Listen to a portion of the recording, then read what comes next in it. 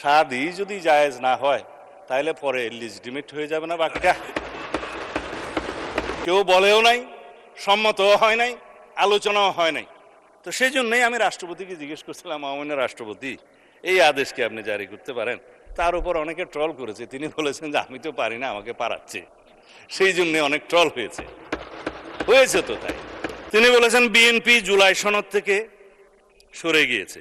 মানে speaker, BNP July সনদ থেকে সরে যায় নাই, বিএনপি জুলাই সনদকে আঁকড়ে ধরেছে। দেখেন কত বড় বই, এইখানে যারা দস্তখত করেছে, এটা হাতে লেখা অরিজিনাল বুক, এর মধ্যে 30টা পার্টির মধ্যে 4টা পার্টি সই করে নাই, 26টা পার্টি সই করেছে। আমার ছোট বন্ধু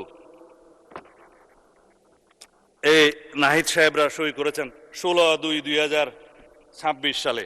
এটা ফটোকপি ওখানকার লেখা আছে, নোট অফ ডিসেন্ট ব্যতি রেখে গণভোটের গণরায়ের সিদ্ধান্তের পূর্ণাঙ্গ বাস্তবায়ন সাপেক্ষে। কেন এই নোট অফ ডিসেন্টের মধ্যে, মানে স্পিকার, এনসিপি জুলাই সনদের দফা 16(4) দফা 22 গ 2 জায়গাতে নোট অফ ডিসেন্ট তারা দিয়েছে।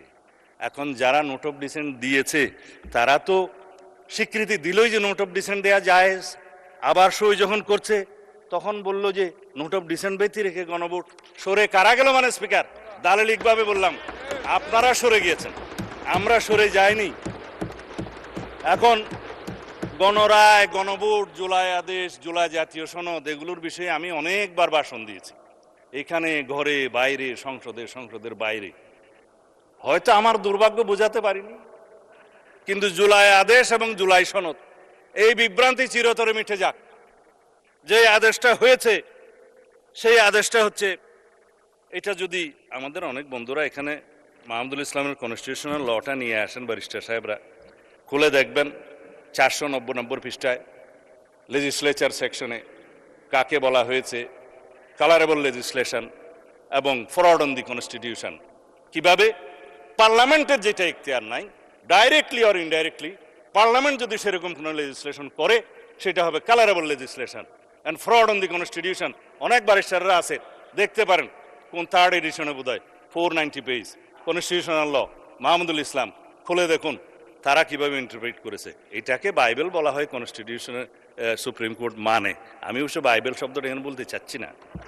যাই হোক, সেটা কি রাষ্ট্রপতি পারে? লেজিসলেচার যখন বৈঠকে থাকবে না তখন রাষ্ট্রপতি অর্ডিন্যান্স জারি করতে পারে বটে, কিন্তু কোনো অর্ডিন্যান্স দিয়ে সংবিধানের কোনো কানুন, ধারা, উপধারা কোনো কিছুই বাতিল অথবা সংশোধন করতে পারেন না। Article 93 constitution. আমি কনস্টিটিউশন করলে আমার উপরে খুব বেশি খেপা হয় সোশ্যাল মিডিয়াতে আজকাল, যা বলে মানে স্পিকার, এটা দেখাও যায় না, শোনাও যায় না। এই বাক স্বাধীনতার নামে যা চলছে।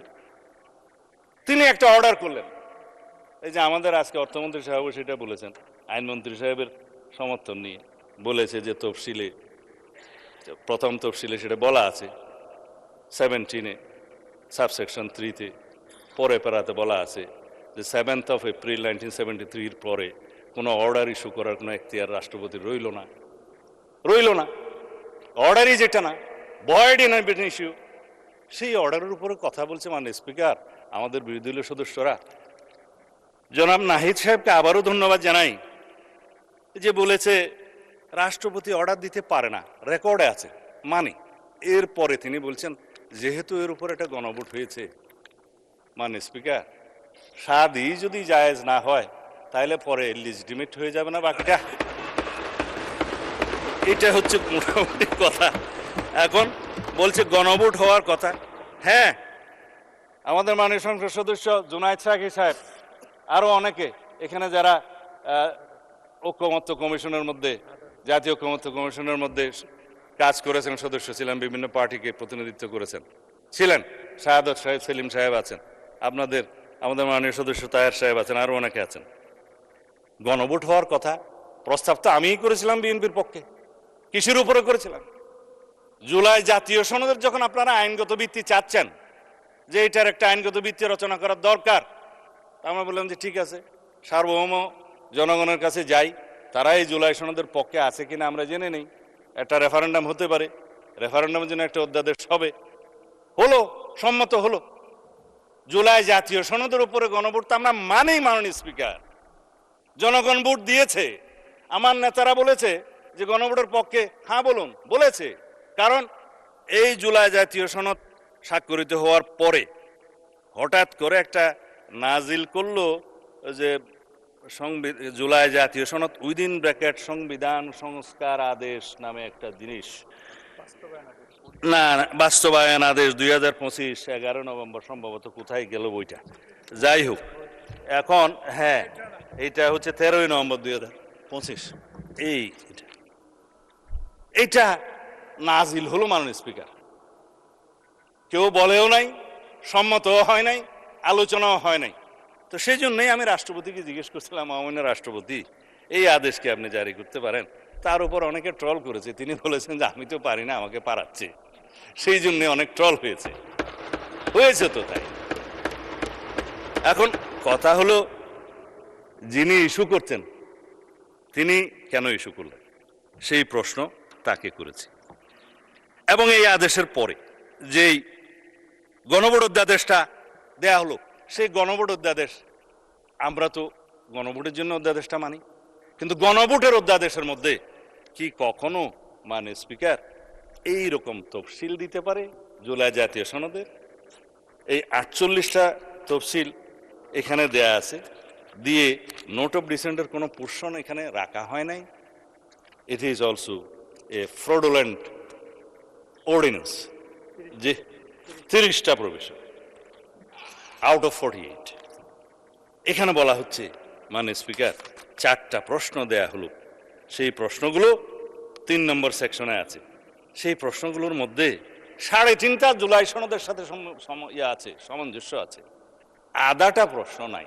সেই আধাটা প্রশ্ন হচ্ছে ওই অবৈধ জুলাই আদেশের উপর ভিত্তি করে। এখন যেটা প্রথম থেকেই অবৈধ, ভয়েড ইন এবিনিসিউ, এবং সেই জিনিসটার উপরে কোনো রকম সম্মতি ছিল না, রাজনৈতিক সমঝোতা ছিল না, জুলাই জাতীয় সনদের যে স্বাক্ষরিত দলিল তার সাথে কোনো মিল ছিল না, এবং সেই এরকম একটা আদেশ কিভাবে অন্তর্বর্তীকালীন সরকার করতে পারে মাননীয় স্পিকার? এবং সেই প্রেসিডেন্টের কি ক্ষমতা আছে? আমরা তো জুলাই জাতীয় সনদ বাস্তবায়নের জন্য যে নোট অফ ডিসেন্টের অংশ দিয়েছে, সেই মতে আমাদের নির্বাচনী ইশতেহার আমরা উল্লেখ করেছি, প্রত্যেকটা দফা আমার সাথে নির্বাচনী ইশতেহার আছে, এবং প্রত্যেকটা দফা যেখানে নোট অফ ডিসেন্ট আছে নির্বাচনী ইশতেহার উল্লেখ করতে যাই আমাদের 3 পাতা বৃদ্ধি পেয়েছে সেটার বহর। তারপরে জনগণের কাছে আমরা গিয়েছি, সেই ম্যানিফেস্টোর উপর আমাদেরকে 51% ভোট দিয়েছে। সংখ্যার দিক থেকে 213টা না 14 জন আমরা এখানে সংসদ সদস্য আছি মাননীয় স্পিকার।